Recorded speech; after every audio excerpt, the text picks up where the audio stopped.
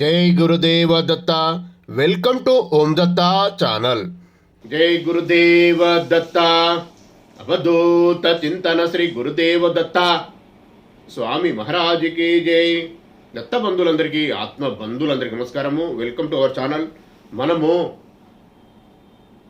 శ్రీ పూర్ణ పరబ్రహ్మ పరమాత్మ అంటే ఎవరు, వారి గురించిన నిగూఢమైన రహస్యాలు, అతి నిగూఢమైన రహస్యాలు తెలుసుకొని జ్ఞాన సముపార్జన చేసుకుంటున్నాము. అలాగే ఇప్పటికి 155వ ఎపిసోడ్స్ కంప్లీట్ అయినవి ఆ తండ్రి యొక్క ఆశీర్వాదంతో. అలాగే గృహస్థులు దత్తప్రభును ఉపాసించి ఎలా లాభం పొందాలి, దత్తప్రభును ఎందుకు ఉపాసించాలి, చిన్న చిన్న విషయాలే కొంత తెలుసుకొని ఆ జ్ఞాన సముపార్జన భాగంగానే తెలుసుకొని జన్మ చరితార్థం చేసుకునే కొరకు ప్రయత్నం చేయగలరు. ఇది దత్తప్రభును గృహస్థులు ఎలా ఉపాసించాలో అనేది ఇది 3వ పార్ట్ అండి. ప్రశాంతంగా వీక్షించండి. ఆ తండ్రి యొక్క ఆశీర్వాదానికి పాత్రలు అయ్యే అవకాశాన్ని సద్వినియోగం చేసుకోగలరు. ముందుగా శ్రీ పూర్ణ పరబ్రహ్మ పరమాత్మ అయిన శ్రీ గురు దత్తప్రభులు పూర్ణ పరబ్రహ్మ పరమాత్మ. ఆయనే ఇంతకుముందు చెప్పుకున్న వీడియోస్లలో చాలా వీడియోస్లో కొంత ఎక్కువ సమాచారం చెప్పుకోవడం జరిగింది.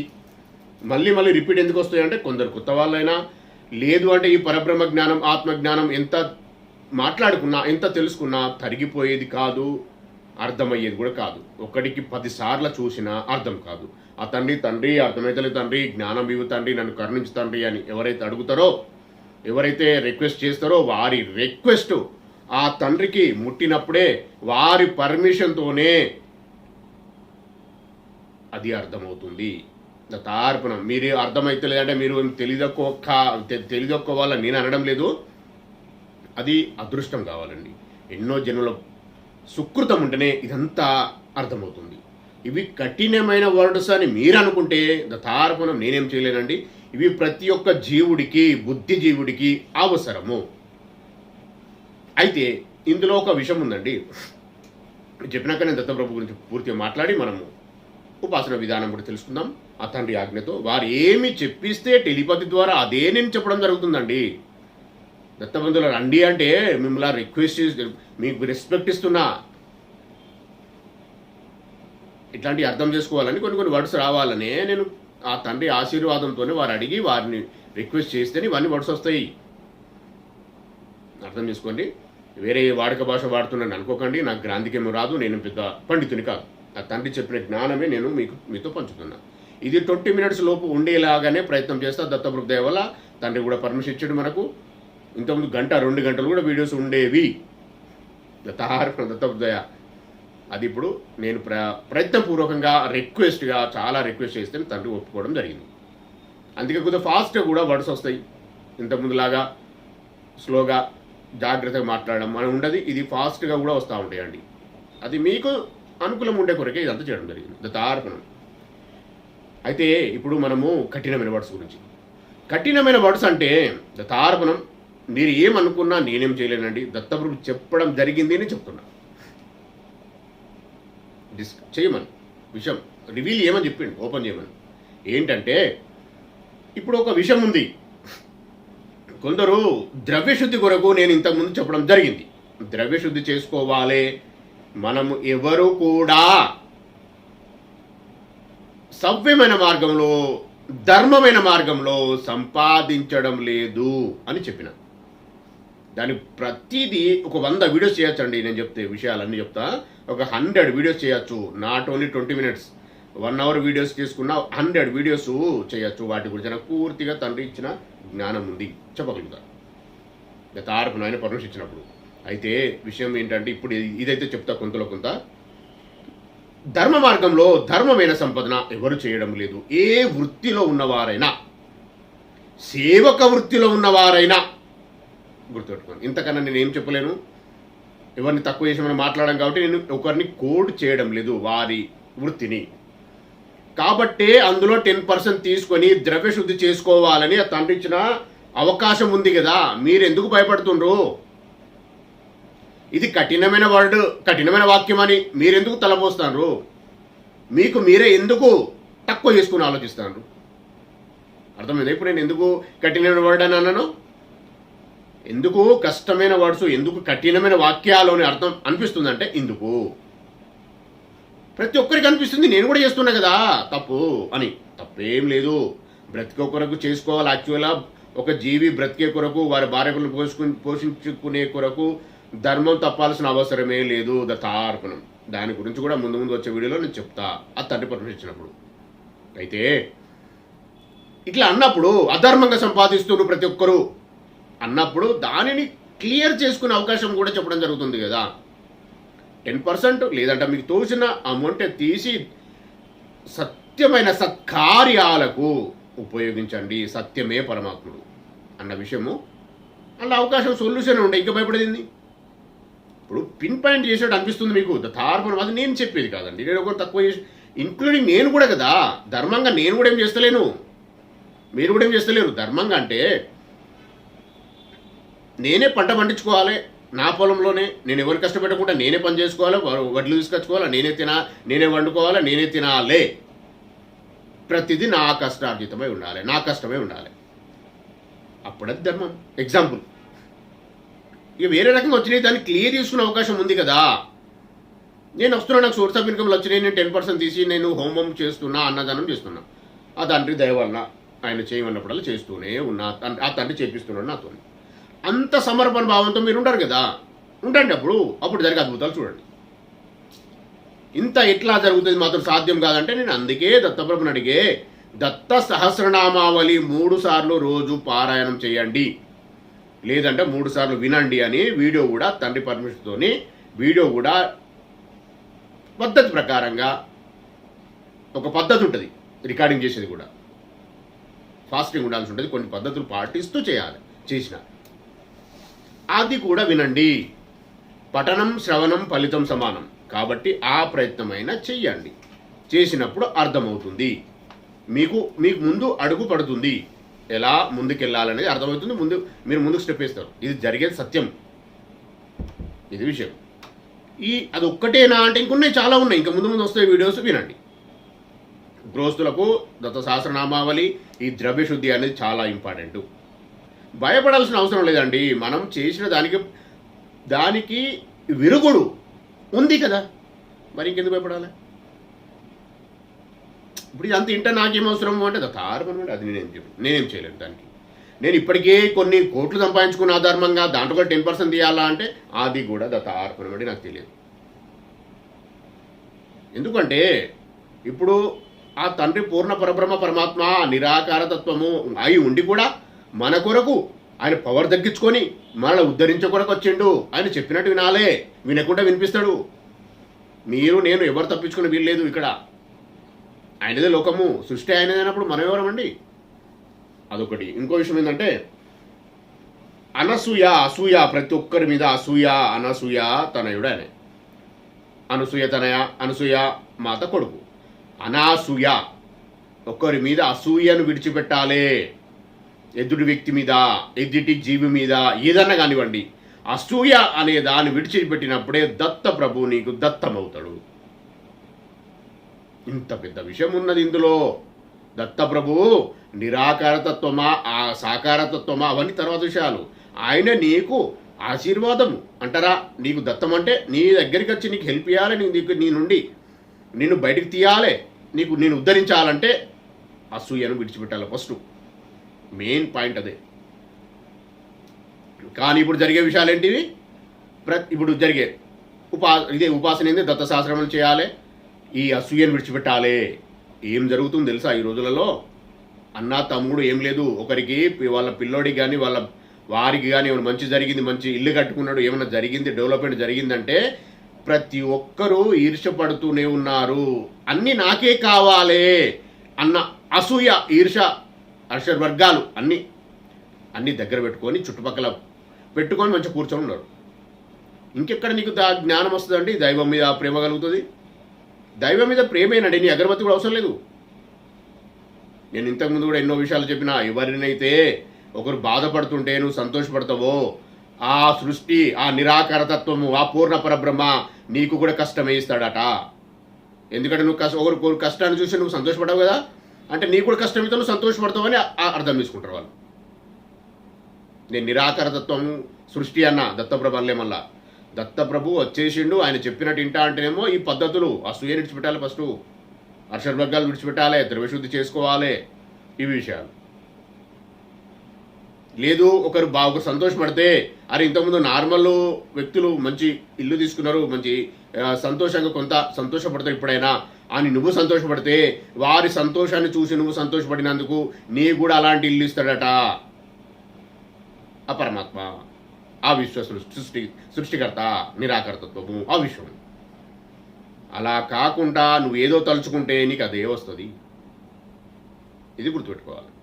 అసూయను విడిచిపెట్టాలి, అర్షడ్ వర్గాలను తగ్గించుకునే ప్రయత్నం చేయాలి. ఇది నేను చెప్పింది చాలా చిన్న చిన్న విషయాలు టచ్ చేసుకుంటూ వస్తున్నాండి.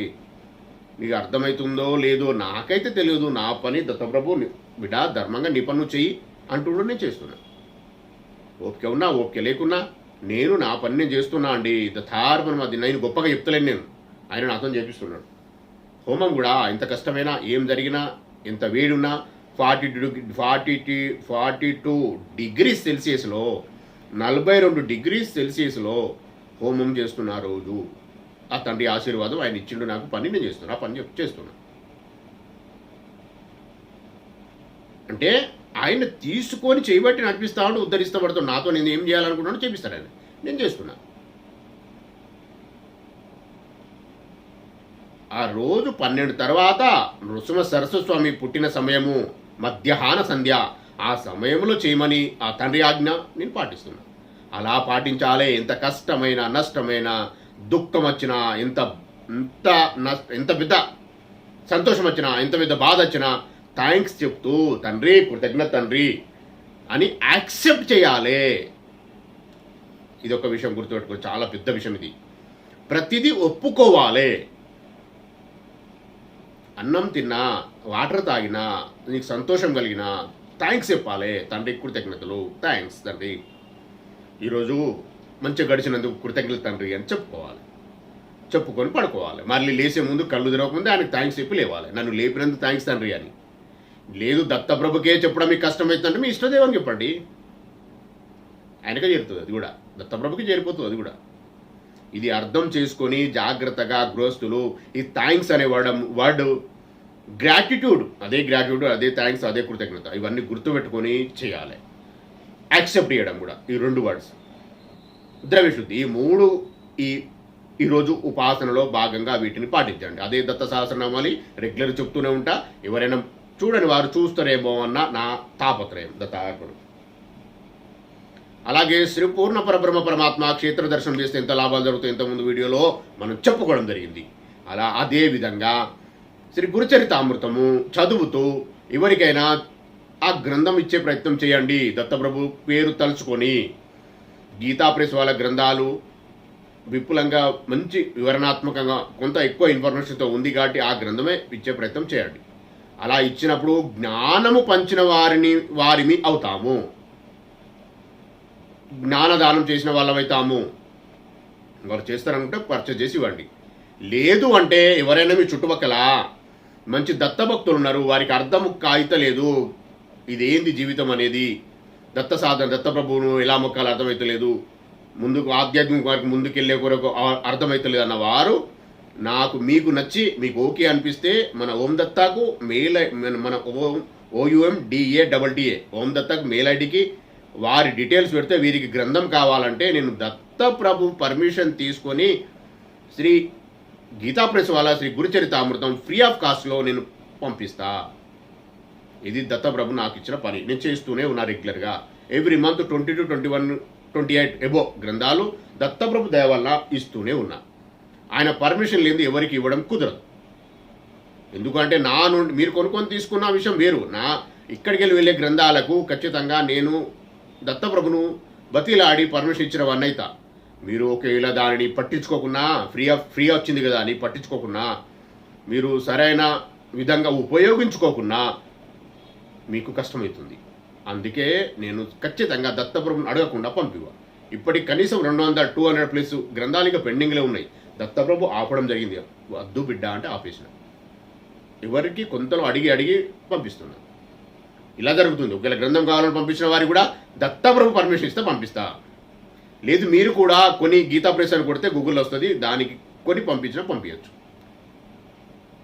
అమెజాన్లో కూడా ఉంది, ఫ్లిప్కార్ట్లో కూడా ఉంది. రేట్ ఎక్కువ ఉంటుంది దాంట్లో, అందులో కూడా మీరు పర్చేజ్ చేసి వాళ్ళకి ఇవ్వచ్చు. లేదు కూడా పర్చేజ్ చేసుకోమని కూడా చెప్పచ్చు. అది కూడా అమౌంట్ పెద్ద అమౌంట్ అని మీకు అనిపిస్తే. పెద్దగా డబ్బులు ఉన్నవారు ఖర్చు పెడతారు, పుణ్యకార్యాలు చేస్తారని నేను అనడం లేదండి. ఆయన పర్మిషన్తోనే, తండ్రి పర్మిషన్ ఇచ్చిన వారు చేస్తారు, మిగతా వాళ్ళు చేయరు. అయితే ఇప్పుడు వస్తాం కఠిన వర్డ్స్. కఠినమైన వాక్యాలకు పరిష్కారం ఉంది, విరుగుడు ఉంది, అనుపానం ఉంది. కాబట్టి దాన్ని చేసుకోవాలి, భయపడకుండా చేసుకోవాలి. ఇంకొక పెద్ద విషయం ఏంటంటే, ఎవరైతే పరిహారం కొరకు నాకు మెసేజ్ పెట్టిన వారు కానీ, నాతో తెలుసుకున్నవారు కానీ చేసుకునే ప్రయత్నం చేయండి దత్తార్పణం. ఇది ఇంతకన్నా నేనేం చెప్పలేను. ఇంకో విషయం ఏంటంటే, ఎవరైతే నేను ఎందుకు బాగుపడడం లేదు, నేను ఎందుకు జన్మ తీసుకున్నా, నాకు ఈ సమస్యలు ఎందుకు వస్తున్నవి, మిగతా వాళ్ళు మంచిగా ఉన్నారు కదా అని ఎవరైతే పరిష్కారం కొరకు ఆలోచించి ప్రయత్నం చేస్తారో, పరిష్కారార్థము, వారి కర్మలో, వారి విధివ్రాతలో ఆ పరిష్కారము కావాలి, బాగుపడాలి అని రాసుకొని వచ్చినారు అని అర్థము. అది పరిష్కారం చేసుకునే ప్రయత్నంలో మీరు చేసే పని సక్సెస్ అవుతుంది, చేసుకోవాలి. అయితే పరిష్కారం తెలుసుకొని ఆగకూడదు. ఎక్కడికైనా వెళ్ళండి, మీరు జ్యోతిష్కుని దగ్గర వెళ్ళండి, ఇంకొకరి దగ్గర వెళ్ళండి, ఒక పండితుని దగ్గరికి వెళ్ళండి, ఒక గురువుల దగ్గరికి వెళ్ళండి, ఒక పీఠాధిపతి దగ్గరికి వెళ్ళండి. వారు చెప్పిన పరిష్కారం చెప్పినప్పుడు విన్నాక పరిష్కారం చేసుకోవాలి, ఆగకూడదు. ఎందుకు అంటే ఉన్న పరిస్థితులు మీకు ఇదింత వీళ్ళు చెప్పేది నిజమా అని ఆపేస్తాయి దత్తార్పణం. దాన్ని మనం ఎవరేం చేయలేరు, అది మీ కర్మ. దానిని ఓవర్కమ్ చేయాలి, కర్మను ఓవర్కమ్ చేసి మీ ఆ పరిష్కారం చేసుకునే కొరకు అవకాశం పరమాత్ముడు ఇచ్చిండు మీకు. ఆ పరిష్కారం కంప్లీట్ అయితేనే మీకు వెలుతురు అనేది కనిపిస్తుంది, అంతవరకు కనిపించదు. ఇతి బాధలు అంటావా, ఇంకేదంటారా అవన్నీ అప్పుడే కనిపిస్తూ ఉంటాయి. అంటే వాటి వెలుతురు, ఆ దారి ఓపెన్ అవుతుంది, అంతవరకు దాకా ఓపెన్ కాదు. దీనికి అడ్డు వచ్చే వాళ్ళు ఎందరో ఉంటారు. ఎవరి మాటలు వినకూడదు. ఆధ్యాత్మిక మార్గంలో మీకు తోచింది, మీలో మీకు అర్థమైందే చేయాలి. ఎవరో చెప్పిన మాటలు వింటే స్లిప్ అయ్యే పరిస్థితి ఉంది, అవుతారు. వారికి ఏం తెలియదండి. ఒక విషయం మాట్లాడితే ఏదో ఒకటి చెప్పాలి కదా అని చెప్పేస్తారు వాళ్ళు. దానిని మీరు పట్టుకుంటారు, నష్టపోతారు. ఎందుకు ఇంత స్ట్రిక్ట్గా, ఇంత కఠినంగా చెప్తున్నా అంటే, ఒకవేళ మీరు పరిష్కారం తెలుసుకొని చేసుకోకపోతే మళ్ళీ మీకు రాదు, బాగా కష్టమవుతుంది. మళ్ళీ ఆ పరిష్కారము, ఆ సత్యమైన మార్గం వెళ్ళే దారి మీకు ఓపెన్ కాదు. దానికి మళ్ళా పెద్ద మొత్తంలో ఎంతో పెద్ద గురువులు, సత్యమైన గురువులు, ధర్మంగా ఉన్న గురువుల చివరైనా చేయబడితే అప్పుడేదో మీకు జరుగుతుంది. అది ఇప్పుడు మాత్రమే ఆస్కారం ఉంది. శ్రీపాద శ్రీ వల్లభ ప్రభు యొక్క ప్రాజ్ఞా పాఠవాలు వారి సాఫ్ట్వేరే స్ప్రెడ్ అవుతుంది కాబట్టి ఆ అవకాశం ఉంది. మిగతా సమయంలో ఉండకపోవచ్చు. ఒక్కొక్కరి ఈ జన్మలో కాదు కదా, ఇంకా 100 జన్మలో కూడా అలాంటి విషయం రాకపోవచ్చు. అందుకే గురువులను ఏమనకూడదు అని చాలాసార్లు చెప్తున్నా. షిరిడి సాయిబాబాను కూడా చాలామంది అంటున్నారు. ఆయన కొన్ని 100 సంవత్సరాలకు కాదు, కొన్ని 100 జన్మకు కూడా అట్లాంటి గురువు మళ్ళీ రాకపోవచ్చు. మీకు తారసపడకపోవచ్చు. మీ జన్మ వచ్చినా ఆయన రాకపోవచ్చు కదా. ఇంత మంచి జన్మలో అంత మంచి సద్గురులు వస్తున్నారు అన్నప్పుడు వారి నడవడికలో వారు చేసే పద్ధతులు వింటూ ముందుకెళ్లే ప్రయత్నం చేయాలి. ఎందుకంటే శ్రీపాద శ్రీ వల్లభ ప్రభు ఆజ్ఞతో నడుస్తున్నాయి ఇవన్నీ. అది అర్థం చేసుకోకుండా ఇలా వేరే రకం ప్రవర్తిస్తే నష్టపోయేది మీరే. ఆ శ్రీపాద శ్రీ వల్లభ ప్రభు ఎవరో కాదు, శ్రీ పూర్ణ పరబ్రహ్మ పరమాత్మ శ్రీ గురు దత్త ప్రభుల కలియుగ ప్రత్యక్ష ప్రధాన అవతారము. మన పిఠాపురంలో, మన తెలుగు రాష్ట్రంలో ఉన్న పిఠాపురంలోనే జన్మ తీసుకోవడం జరిగింది.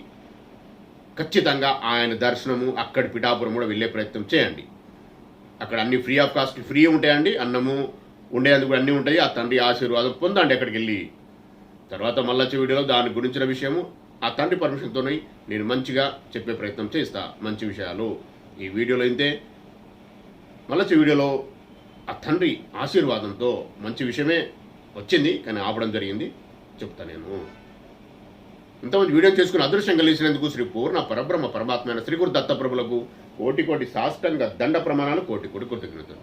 సర్వం శ్రీ పూర్ణ పరబ్రహ్మ పరమాత్మైన శ్రీ గురు దత్త ప్రభుల చరణ అరవింద అర్పణమస్తు. జై గురుదేవదత్త. ఈ వీడియో గనుక మీకు నచ్చినట్లయితే దయచేసి లైక్ చేయండి, షేర్ చేయండి, సబ్స్క్రైబ్ చేయండి.